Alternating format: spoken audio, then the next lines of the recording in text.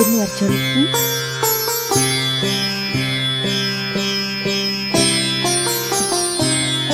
ഇരിക്കി.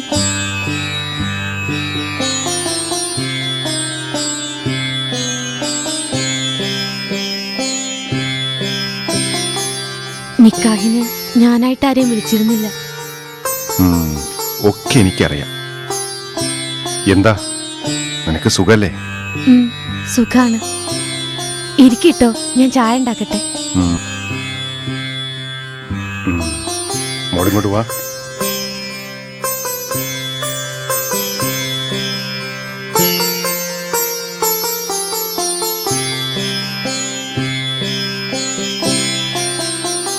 മോൾക്കിവിടെ സുഖല്ലേ?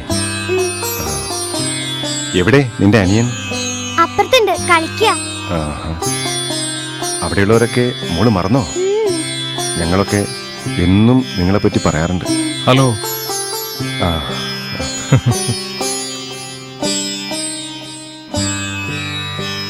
മോളകത്തേക്ക് ചെല്ലു കേട്ടോ. വീട്ടിലേക്കൊക്കെ വരണം, ഉമ്മാനെയും കൂട്ടിയിട്ട് കേട്ടോ. ഇപ്പൊ അകത്തേക്ക് പോയിക്കോ. നന്നായി പഠിക്കണം കേട്ടോ. ഓക്കെ, ചെല്ലു.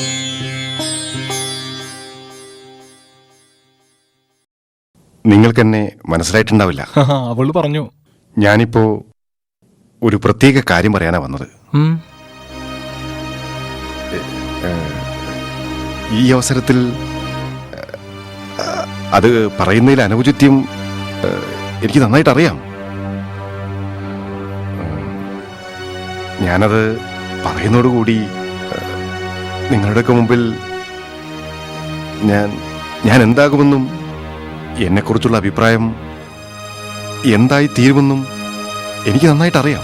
നിങ്ങളെന്താ ഇങ്ങനെയൊക്കെ ഒരു കാര്യം എന്താ വെച്ചാൽ തെളിച്ചു പറയൂ.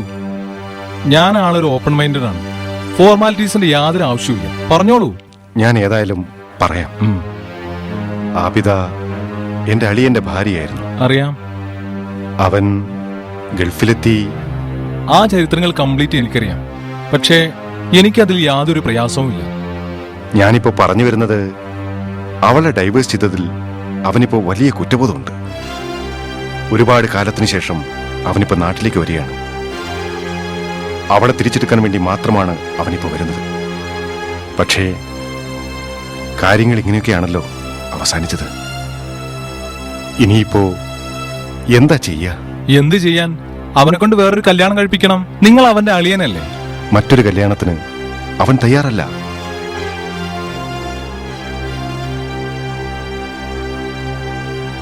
ആ മക്കൾക്ക് വേണ്ടി അവളെ അവന് തിരിച്ചു കൊടുത്തൂടെ? What you mean? നിങ്ങൾ എന്താണ് ഉദ്ദേശിക്കുന്നത്? നിങ്ങൾ അവളെ ഡൈവോഴ്സ് ചെയ്യണം.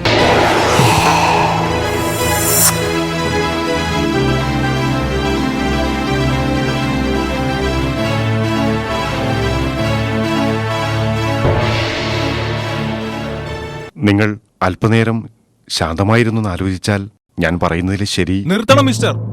എന്റെ വീട്ടിൽ നിന്ന് ഇറങ്ങിപ്പോയെന്ന് ഞാൻ നിങ്ങളോട് പറയാത്തത് കുറച്ചധികം മാന്യത ഞാൻ ശീലിച്ചു പോയതുകൊണ്ടാണ്.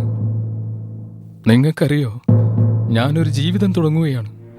ഭാര്യ മരിച്ച ശേഷം ഇരുട്ട് കയറിയ എന്റെ മനസ്സിലെ പ്രകാശമാണ് എന്റെ ആബിദ. അവളെ ഒഴിവാക്കണമെന്ന് എന്റെ മുഖത്ത് നോക്കി പറയാൻ നിങ്ങൾക്കുള്ള സ്നേഹിത, പ്ലീസ് കുറച്ചു സമയം ശാന്തമായിരുന്നു ആലോചിച്ചു നോക്കൂ. ഈ വിഷയത്തിൽ എനിക്കൊരു സ്വാർത്ഥതയുമില്ല.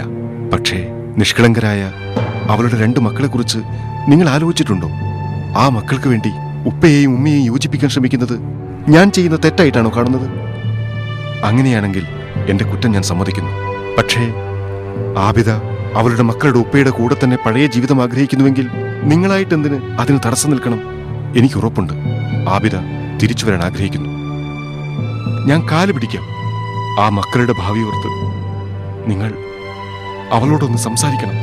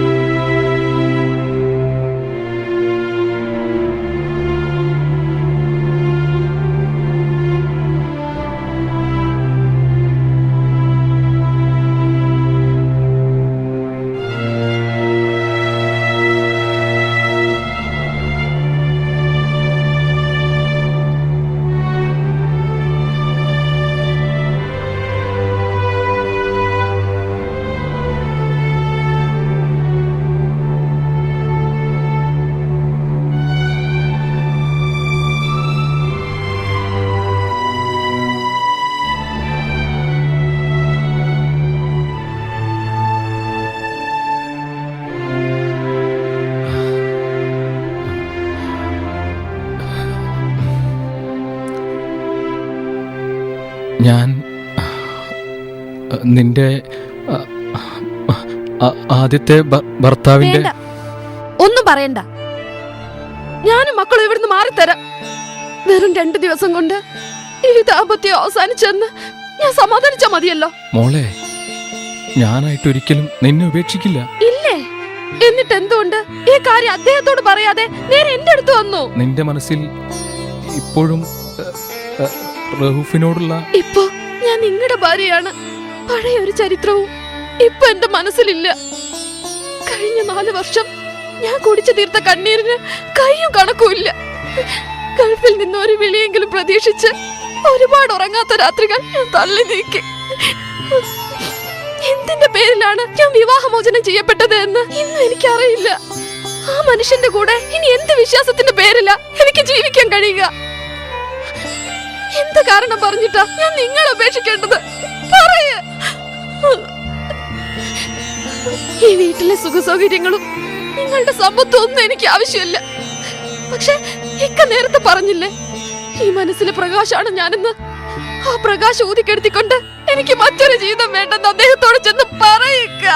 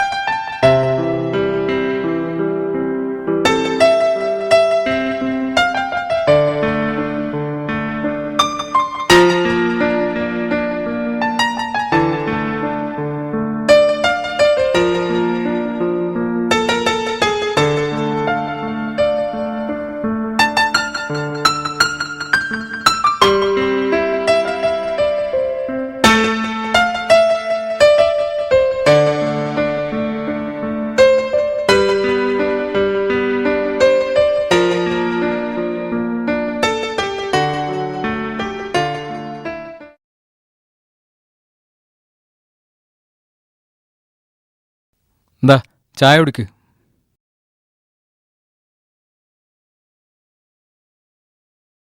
അല്ല, അവസാനം എന്താ തീരുമാനിച്ചേ? നാട്ടിലേക്ക് പോകണം. പോകാനുള്ള ഏർപ്പാടുകളൊക്കെ സുഹൃത്തുക്കൾ ചെയ്യുന്നുണ്ട്. മിക്കവാറും 2 ദിവസത്തിനുള്ളിൽ പോവും. നാട്ടിലെത്തിക്കഴിഞ്ഞാൽ പിന്നെ ഗൾഫിലേക്ക് ഇനി ഒരിക്കലും തിരിച്ചു വരില്ല. ഞാൻ ഇഷ്ടപ്പെടുന്ന പഴയൊരു ജീവിതമുണ്ട്. അത് ആസ്വദിക്കണം ഇനിയുള്ള കാലം. ജീവിതത്തിൽ എനിക്ക് ഒരുപാട് നഷ്ടങ്ങൾ വന്നിട്ടുണ്ട്. ഞാൻ ഒരുപാട് നഷ്ടങ്ങൾ വരുത്തിയിട്ടുണ്ട്. എല്ലാം എനിക്ക് തിരുത്തണം. ഭാര്യയ്ക്കും മക്കൾക്കും മനം നിറയെ സന്തോഷം പകർന്ന് ജീവിക്കണം. നീ ധൈര്യമായിട്ട് നാട്ടിൽ പോകാൻ ഒരുങ്ങിക്കോ, ഒക്കെ ശരിയാവും.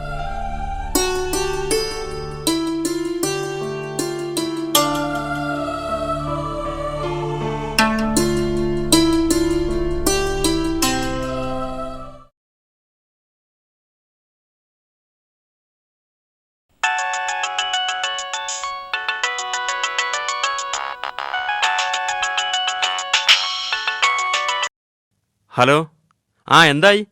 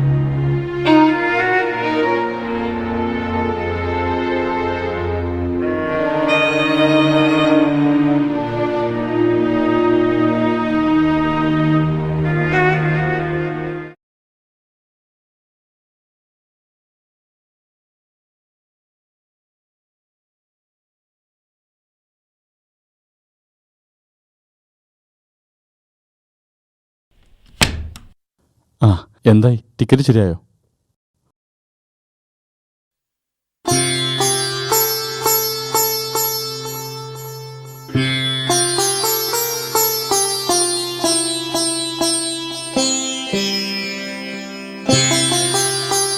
ടിക്കറ്റ് ശരിയായി. പക്ഷെ നാട്ടില് നീ കാത്തിരിക്കുന്ന നിന്റെ ഭാര്യ ഉണ്ടാവില്ല.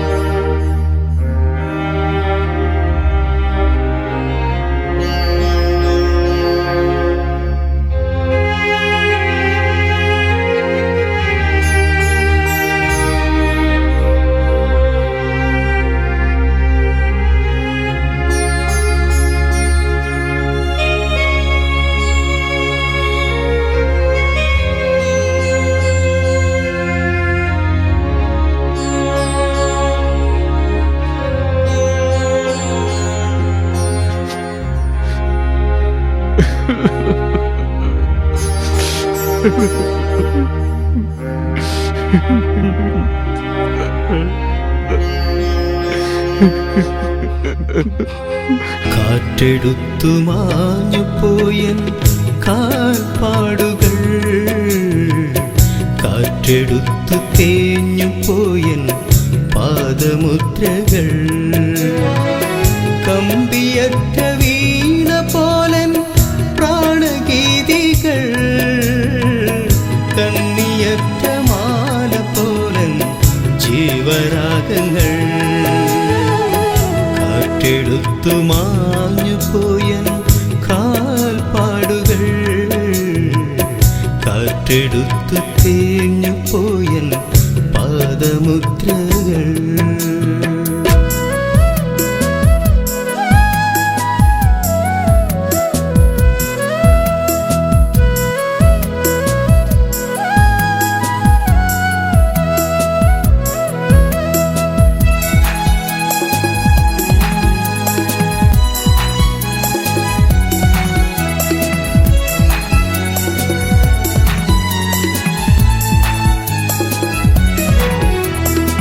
കാറ്റിലാടി വീണുടഞ്ഞൻ ഭാവശില്പങ്ങൾ, കാറ്റു തീയണച്ചതോയൻ മൺചരാതുകൾ, നെഞ്ചിലേറ്റിയോ മനിച്ചൻ പൊൻകിനാവുകൾ, നെഞ്ചകം പിളർന്ന കന്നൻ പൊൻപിറാവുകൾ, കാറ്റെടുത്തു മാഞ്ഞു പോയൻ കാൽപ്പാടുകൾ,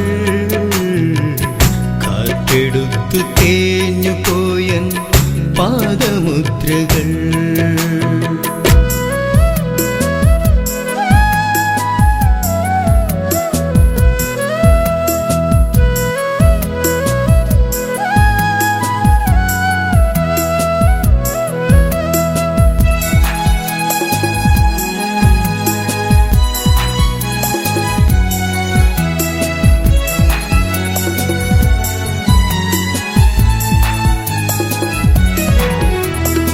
നിഴലു പോലകന്നു പോയൻ ജീവഛായകൾ, നിലാവ് പോലലിഞ്ഞു പോയൻ ആത്മദാഹങ്ങൾ, കാലഗതിയിൽ തേഞ്ഞു പോയൻ പ്രാണശീലുകൾ, കാതലിച്ചു ഓമനിച്ചൻ ആത്മഗീ